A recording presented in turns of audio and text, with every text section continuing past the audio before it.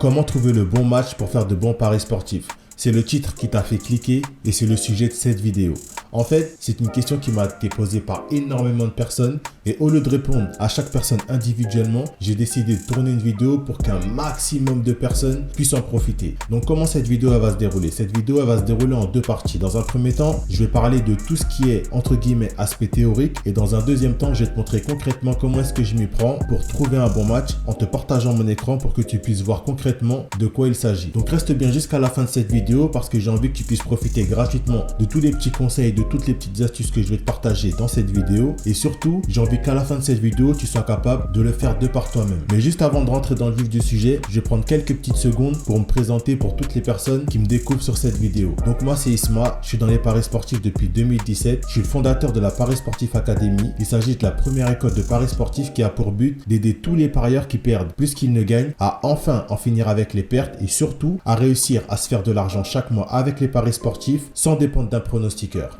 Pourquoi? Parce que je suis convaincu que la réussite dans les paris sportifs repose uniquement sur deux piliers. Dans un premier temps, il s'agit d'appliquer les bonnes méthodes pour stopper les pertes et dans un deuxième temps, il s'agit d'utiliser les bonnes stratégies pour réussir à se faire de l'argent chaque mois avec les paris sportifs. Donc si tu veux faire partie de cette grande aventure, il y a une chose que tu peux faire dès maintenant. Va dans la barre de description, clique sur le premier lien et rejoins l'immersion. Il s'agit tout simplement de ma liste privée où je t'apprends à utiliser l'art du football pour sélectionner, analyser tes matchs et choisir la bonne option. Je vais également te parler de psychologie et de tout un tas d'autres choses qui va te permettre de te bâtir le bon état d'esprit pour que tu puisses réussir dans les paris sportifs. Il te suffit simplement de rentrer ton prénom et ton adresse email et tu vas rejoindre directement l'immersion. Ensuite, je me charge de t'accueillir comme il se doit. Bon, maintenant que les présentations sont faites, on va pouvoir rentrer dans le cœur de la vidéo avec sans plus attendre la première partie qui est, comme je l'ai dit, la partie théorique.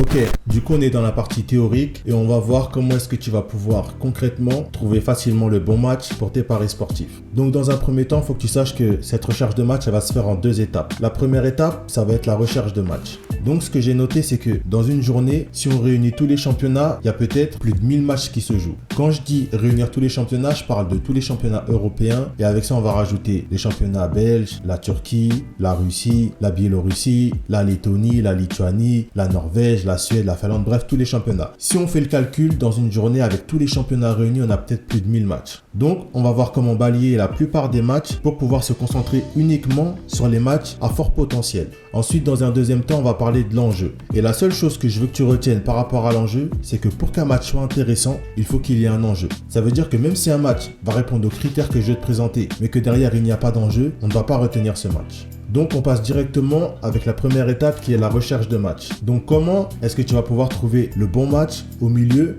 de cet océan de matchs? La seule chose sur laquelle je veux que tu te concentres, que tu sois débutant ou pas, d'ailleurs, si tu es débutant, c'est la chose que je te conseille de faire. Et si tu es déjà un peu plus avancé, je te conseille quand même de te concentrer sur ce que je vais te dire. C'est de chercher une disparité de niveau. Ça veut dire que lorsqu'on voit l'affiche, il faut qu'au premier coup d'œil, on sache directement qui est-ce qui doit gagner. Je vais te donner des exemples pour t'illustrer ce que je viens de te dire. Je vais te donner des exemples de mauvais matchs. Quand je parle de mauvais matchs, ça veut dire que c'est des matchs où il y a une mauvaise disparité de niveau. Et ensuite, je vais te donner des exemples de bons matchs. Donc, dans les mauvais matchs, on a par exemple Osasuna Cadiz. Là, on peut voir que au premier coup d'œil, on ne sait pas vraiment qui va gagner parce que c'est des équipes à peu près de même niveau. Donc si on veut savoir qui va gagner, il va falloir creuser un peu plus en profondeur et pour le coup, c'est pas ce qui nous intéresse. Ensuite, Villarreal Levante, même chose. Quand on regarde l'affiche, on ne sait pas au premier coup d'œil, on n'est pas capable de dire qui est-ce qui va gagner. Ensuite, Cagliari Bologne, pareil, quand on voit l'affiche, au premier coup d'œil comme ça, on n'est pas capable de déterminer vraiment qui est-ce qui va gagner. Pour savoir, il faut vraiment qu'on rentre en profondeur et c'est pas ce qui nous intéresse encore une fois. Ensuite, dans les bons matchs, on va avoir Lille-Lorient. Quand on voit cette affiche, on sait directement que sur le papier, Lille doit battre Lorient. Manchester United, Wolverhampton. Pareil, sur le papier, Manchester United doit battre Wolverhampton. Ensuite, Paris Saint-Germain, Brest. Pareil, sur le papier, Paris Saint-Germain doit battre Brest. Ça, c'est des exemples qui nous montrent une bonne disparité de niveau. On sait qu'il y a un plus fort, il y a un plus faible et sur le papier, le plus fort doit battre le plus faible. Après, ça ne veut pas forcément dire que le plus fort va battre le plus faible, mais au moins, on sait qu'il y a une bonne disparité de niveau. Ensuite, on va parler du deuxième point qui est l'enjeu. Donc, comment est-ce qu'on va définir un bon enjeu? On va définir un bon enjeu uniquement par le classement. Mais ce qu'il faut savoir, c'est que le classement, il y a deux points à prendre. Le premier, c'est que l'enjeu peut être défini par le fait qu'une équipe a des places à prendre et aussi par le fait qu'une équipe a des places à perdre. Et ce que j'ai noté, c'est qu'un enjeu qui prend en compte le nombre de places à perdre est bien plus puissant qu'un enjeu qui compte le nombre de places à prendre. Pourquoi? Parce que lorsqu'une équipe a bataillé pour arriver à une certaine position au classement, elle va vouloir garder cette position. Donc, si lors d'une journée de championnat, l'équipe en question risque de perdre sa place dû à la pression de ses concurrents qui poussent derrière, ça va forcément la forcer à se bouger sur le terrain. Et ce que nous on cherche, ce sont des équipes avec un écart de niveau clair, donc on revient à la disparité de niveau, qui doivent se bouger sur le terrain. Et l'avantage que ça a, c'est que la pression liée aux places à perdre est aussi importante pour la partie haute du classement que pour la partie basse. Je m'explique, ça veut dire, quand je dis pour la partie haute du classement, ça veut dire que, par exemple, première, deuxième, troisième, quatrième place. Et quand je parle de la partie basse du tableau, ça veut dire tout ce qui est limite de la zone rouge. Ça veut dire que si une équipe, par exemple, elle est à la 12e place, que derrière elle est à la 13e, 14e, 15e, on va dire que 13, 14, 15, c'est la zone rouge, et que toutes ces équipes-là, elles peuvent passer devant, ça va aussi la forcer à se bouger parce que l'équipe, elle n'aura pas envie de se retrouver dans la zone rouge. Ok? Ensuite, on va parler du deuxième point qui est les places à prendre.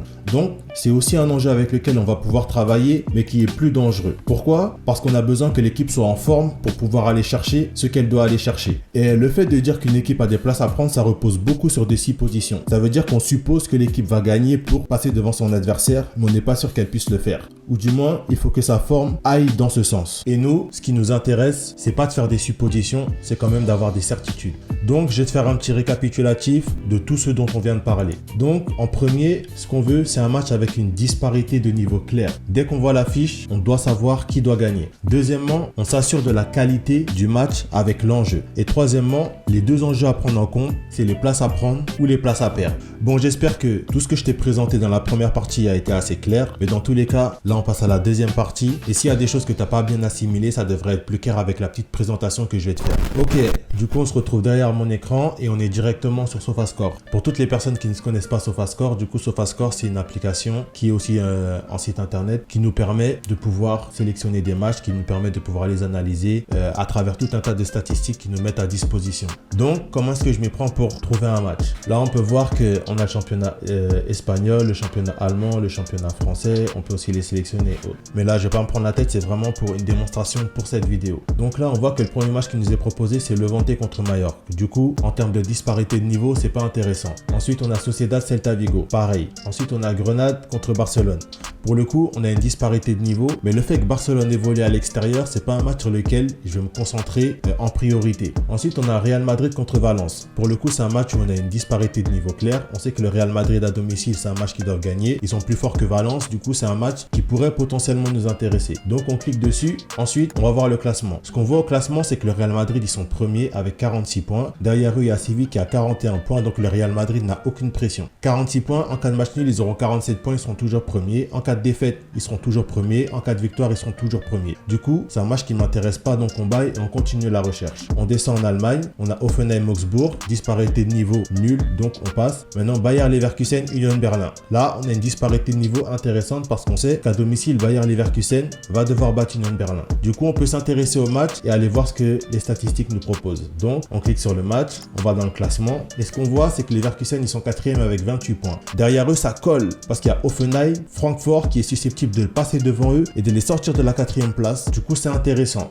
Même avec un match nul, les Leverkusen, ils sont pas assurés de rester 4e. Donc là, on sait qu'à domicile, les Leverkusen, s'ils veulent garder leur 4e place, ils vont devoir se bouger. Et c'est exactement ce qu'on veut des équipes avec une certaine disparité de niveau. C'est le cas pour les Leverkusen qui est plus fort qu'Union Berlin et qui doit se bouger parce qu'il y a la pression derrière au classement. Et là, c'est le cas pour le coup avec Offenheim et Francfort qui les collent derrière et qui peuvent potentiellement leur prendre leur 4e place. Donc c'est un match qu'on met sur le côté et que je continuerai à analyser plus tard en fonction des autres statistiques qui me seront proposées. Et ensuite, pour les autres matchs, c'est la même chose. Les Leverkusen-Mayence, on voit une disparité de niveau. Ensuite, Fribourg-Arminia, c'est pas trop le cas. Francfort-Stuttgart, pareil. Ensuite, Francfort...